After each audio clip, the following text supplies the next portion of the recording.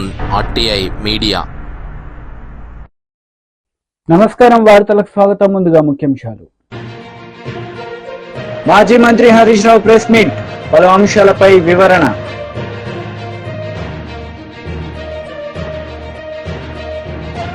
YCP leader Kakani Govardhan press meet, CM Chandrababu నాయుడుపై fire. YCP leader media సమావేశం నిర్వహించారు. ఈ సందర్భంగా పలు అంశాలపై ఆయన మాట్లాడారు. నేను ఎప్పుడు కూడా ఊహించుకోలేదు, కానీ గత కొద్ది రోజులుగా ఆంధ్రప్రదేశ్లో జరుగుతున్నటువంటి ప్రచారాన్ని చూసినప్పుడు ఒక సెంటిమెంట్ని రాజకీయంగా వినియోగించుకునే క్రమంలో అది ప్రజల మనస్తత్వాన్ని గాయపరిచే విధంగా కనపడినప్పుడు తప్పని పరిస్థితులలో మాట్లాడాలని అనుకున్నాను. ఈరోజు ప్రతి ఒక్కరూ కలియుగ దైవంగా భావించే వెంకటేశ్వర స్వామిని దక్షిణ భారతదేశంలో ప్రతి ఇంట, మెజారిటీ ఉత్తర దేశంలో కానీ ప్రపంచవ్యాప్తంగా కానీ కలియుగ దైవం అయినటువంటి వెంకటేశ్వర స్వామి ఎంతోమంది భక్తులు ఉన్నారు. ఎంతో సెంటిమెంట్తో కూడినటువంటి భక్తి కూడా ఎంతోమందికి ఉంది. లక్షలాది మంది ప్రతిరోజు దర్శించుకుంటారు. స్వామి ప్రసాదం చూసినప్పుడు స్వామిని చూసుకునే విధంగా పవిత్రంగా భావిస్తారు. అటువంటి ప్రసాదాన్ని రాజకీయంగా వాడుకునేటువంటి కోణం ఉపయోగించుకుంటున్నటువంటి కొంతమంది నిజంగా కళ్ళు తెరవాలి. ప్రజలకు ఉన్నటువంటి భక్తి భావాన్ని పెంపొందించాలని కోరుకోవాలి, కానీ రాజకీయ స్వార్థం కోసం దాన్ని పెడదారిన పట్టించి లబ్ధి పొందాలి అన్నటువంటి ఆలోచన చేసేటువంటి వాళ్ళు ఖచ్చితంగా తప్పు అని చెప్పి ఆలోచన చేసుకోవాలి. ఈరోజు మన పక్కన రాష్ట్ర కార్యదర్శి ఉపేందర్ రెడ్డి గారు, మాజీ టీటీడీ బోర్డు డైరెక్టర్ అయినటువంటి పుత్తా ప్రతాప్ రెడ్డి గారు ఉన్నారు. ముఖ్యంగా చంద్రబాబు నాయుడు గారు జూలైలో వచ్చినటువంటి రిపోర్టుని సెప్టెంబర్లో తన పార్టీ కార్యాలయంలో, తన పార్టీ మీటింగ్లో అపవిత్రత జరిగిపోయింది, ప్రసాదంలో దేవుడికి ఇచ్చేటువంటి ప్రసాదంలో కూడా ఫలాని కలిపారు అని చెప్పి మాట్లాడారు. చాలా బాధ కలిగింది ఆ మాట విన్నప్పుడు. ఒక ముఖ్యమంత్రి స్థాయిలో ఆ మాట మాట్లాడారు అని అంటే వెనకల ఏం జరిగిందో అని చెప్పి ఆలోచన చేసి అనేక రకాలుగా దాన్ని స్టడీ చేశాం. ఏం జరుగుతోంది, దేవుడికి ఇచ్చే నైవేద్యాన్ని కూడా కామెంట్ చేశారు చంద్రబాబు నాయుడు గారు.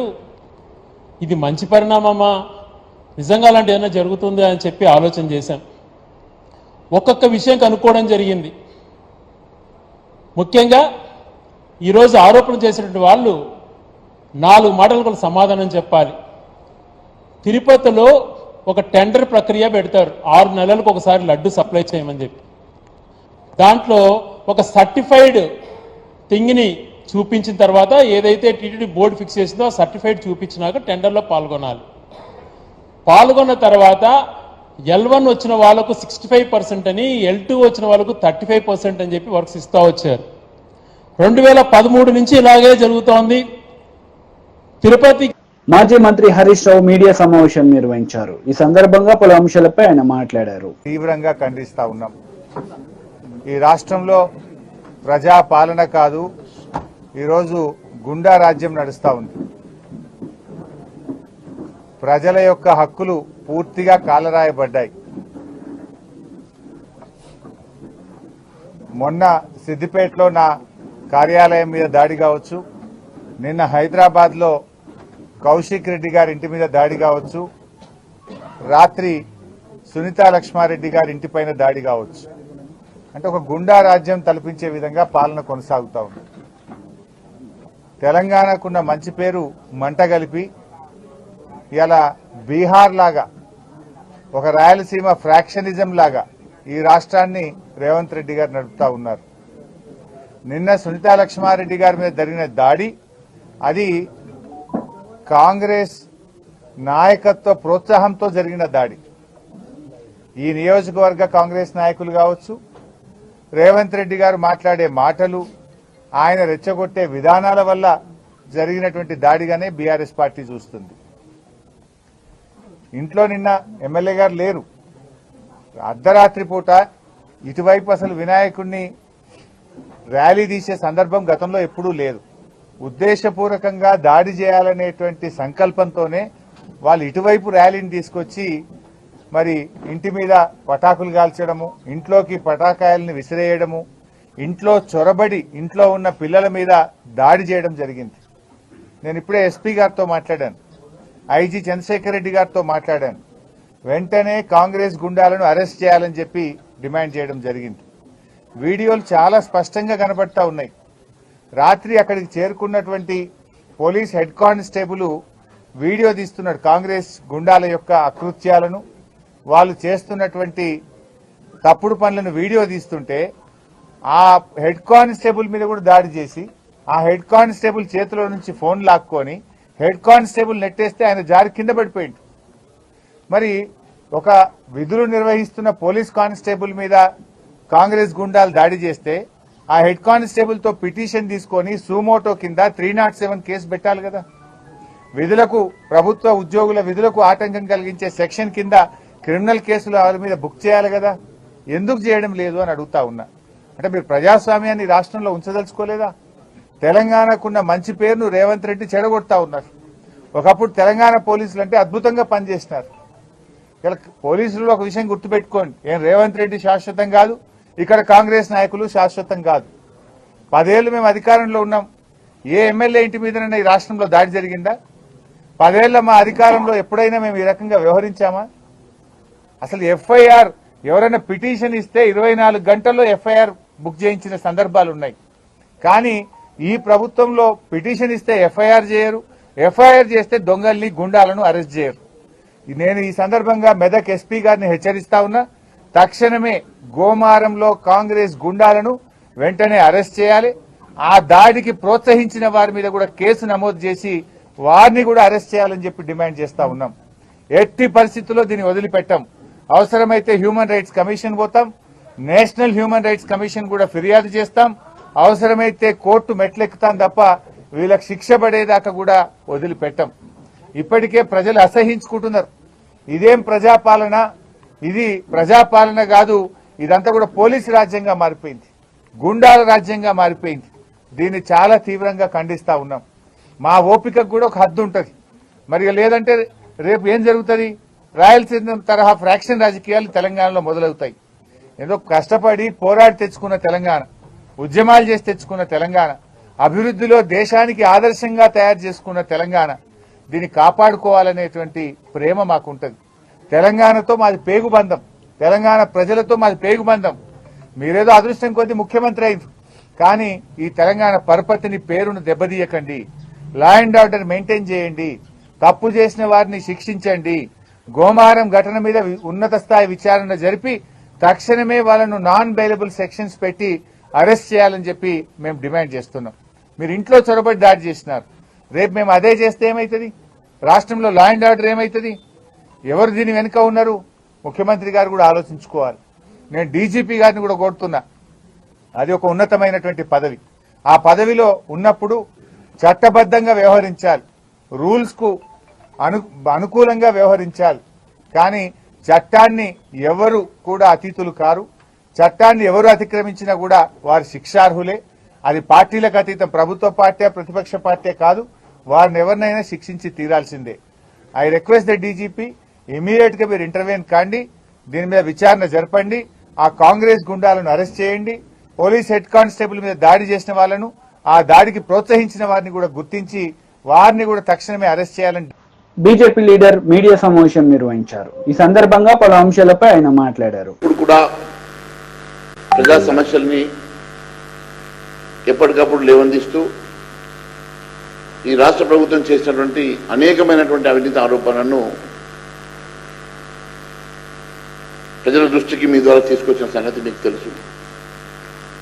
మరి ఈరోజు కొత్తగా కేటీఆర్ గారు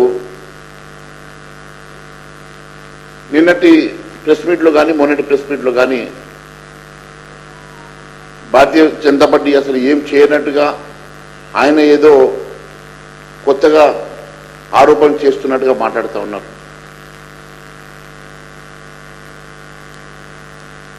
కల్వకుంట్ల తారక రామారావు గారు గౌరవ శాసనసభ్యులు, మీరు ఇప్పుడు కళ్ళు తెరుచుకొని ఏదో 2 మాటలు మాట్లాడి నేను ఉన్నాను, మా పార్టీ ఇంకా బతికి ఉన్నదని చెప్పుకునే ప్రయత్నం చేస్తున్నారు. నేను అసెంబ్లీ సాక్షిగా, మీడియా సాక్షిగా ఎన్నో అవినీతి ఆరోపణలు, ఎన్నో అంశాలను తీసుకొచ్చినప్పుడు ఏ రోజు కూడా స్పందించినటువంటి మీరు ఈరోజు స్పెసిఫిక్గా నా పేరు తీసుకొని నేనేదో 3 నెలల క్రితం ఒక ఆరోపణ చేసి మళ్ళీ ఎందుకు ఢిల్లీ నుంచి ఫోన్లు వచ్చాయని చెప్తా ఉన్నారు. ఒకటే చెప్తా ఉన్నాను, కేటీఆర్ గారు, భారతీయ జనతా పార్టీ ఎప్పుడు కూడా నిక్కచ్చిగా మేము నిలబడతాం, ప్రజల పక్షాన్ని నిలబడి పోరాటం చేస్తాం. మా పార్టీ ఎప్పుడు కూడా ఇలాంటి అంశాలు ఉన్నప్పుడు ఖచ్చితంగా ప్రజల పక్షాన్ని నిలబడమని ఆదేశాలు ఇస్తారు. అసలు సంగతి మీకు నేను ఇప్పుడు చెప్తా ఉన్నాను, వాస్తవాలు ఏంటో. ఎన్నడూ లేని ఈరోజు కేటీఆర్ గారు ఎందుకు మాట్లాడుతూ ఉన్నారు, దానికి వెంటనే ఈ ప్రభుత్వం ఎందుకు స్పందిస్తూ ఉన్నదో వాస్తవాలు నేను ఈరోజు మీ దృష్టికి తీసుకొస్తా ఉన్నాను. అసలు కేసీఆర్ కుటుంబాన్ని కాపాడుతున్నదే Congress party. TDP leader media సమావేశం నిర్వహించారు. ఈ సందర్భంగా పలు అంశాలపై ఆయన మాట్లాడారు. చిన్న వారు కుటుంబ సభ్యులు డబ్బులు చాలకపోతే నలుగురు సన్నిహితుల దగ్గర కూడా డబ్బులు పోగేసుకొని దేవుడి దగ్గరికి వెళ్ళి మొక్కులు తీర్చుకున్న పరిస్థితి మనం చూసాం. 7 కొండలు ఎక్కి ఆ దేవుణ్ణి దర్శించుకోవటానికి 2 రోజులు 3 రోజులు ఎంత ఇబ్బంది అయినా కూడా అక్కడే ఉండి ఆ స్వామివారి దర్శనం చేసుకోవటానికి హిందువులంతా కూడా తాపత్రయపడిపోతారు. అటువంటి అంత పెద్ద నమ్మకం హిందువులందరికీ వెంకన్న స్వామి అంటే.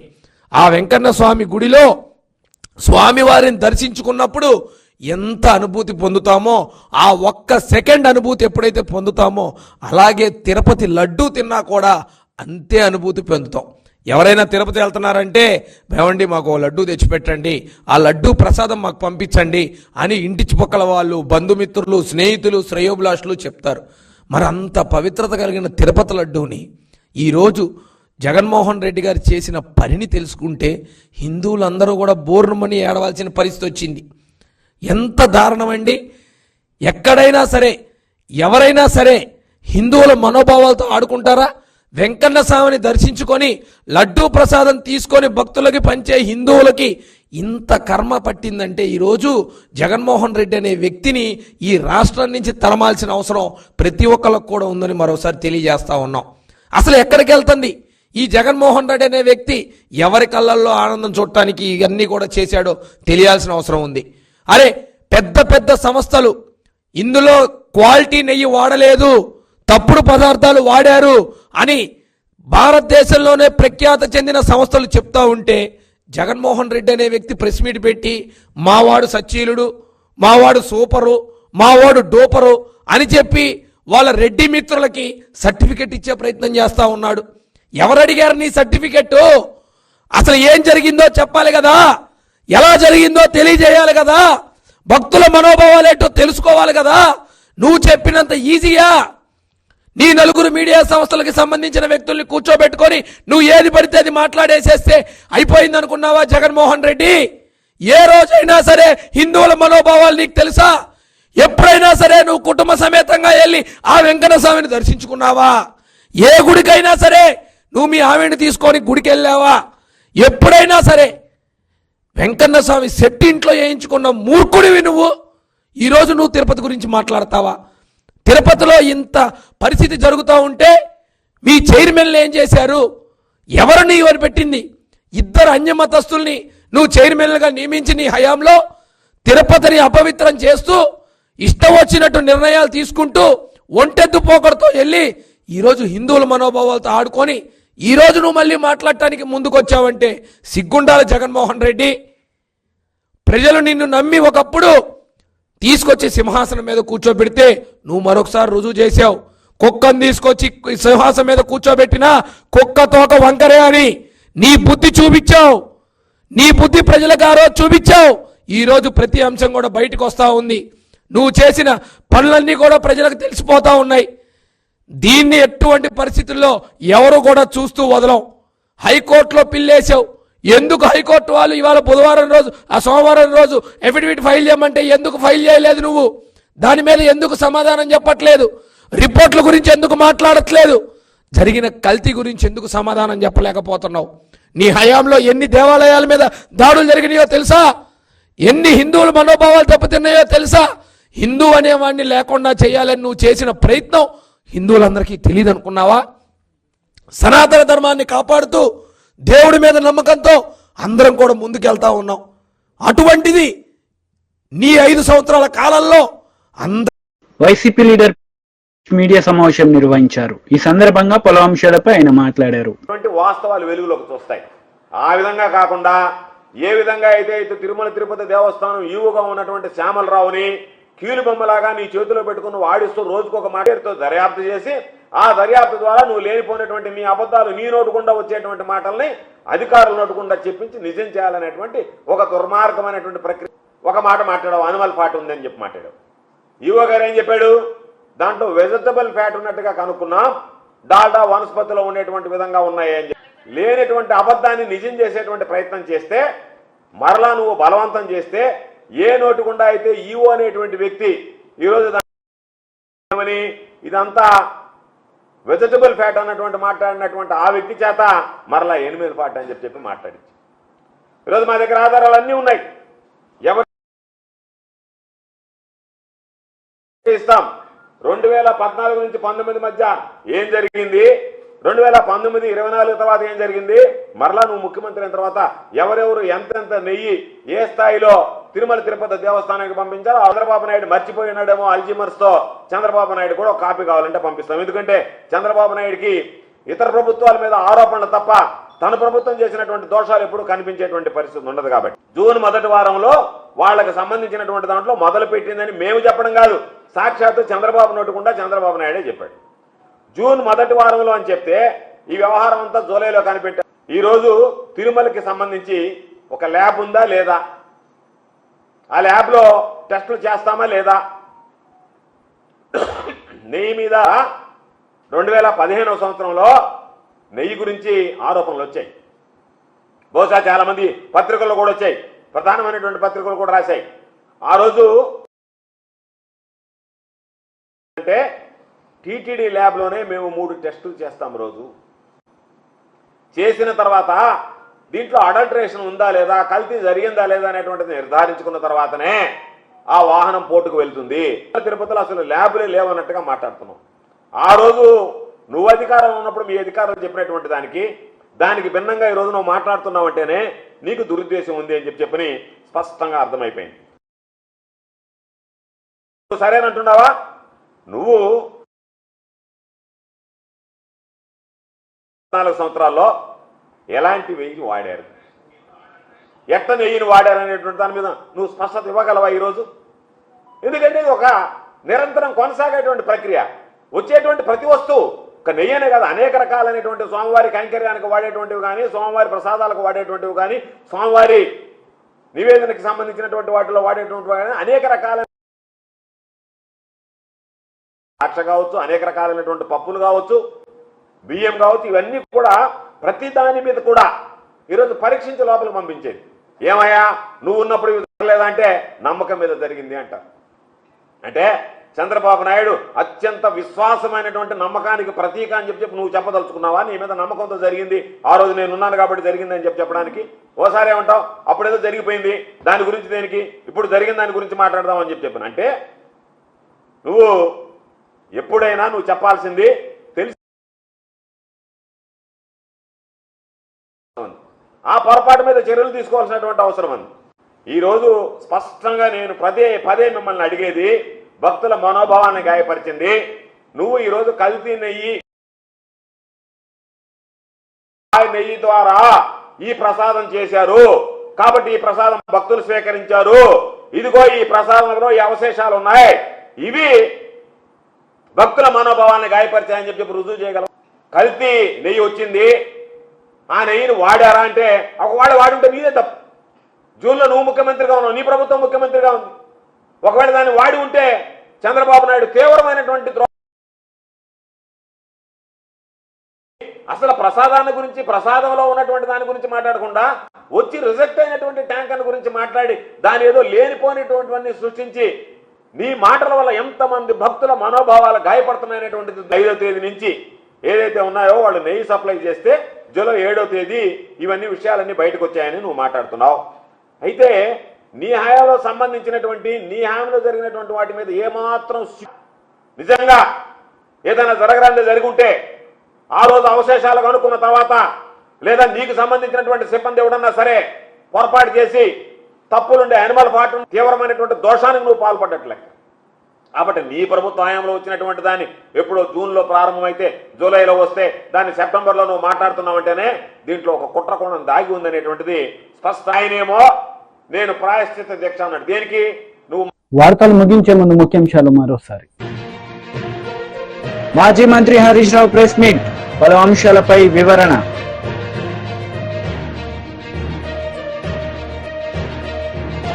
YCP leader Kakani Govardhan press meet, CM Chandrababu నాయుడుపై ఫైర్.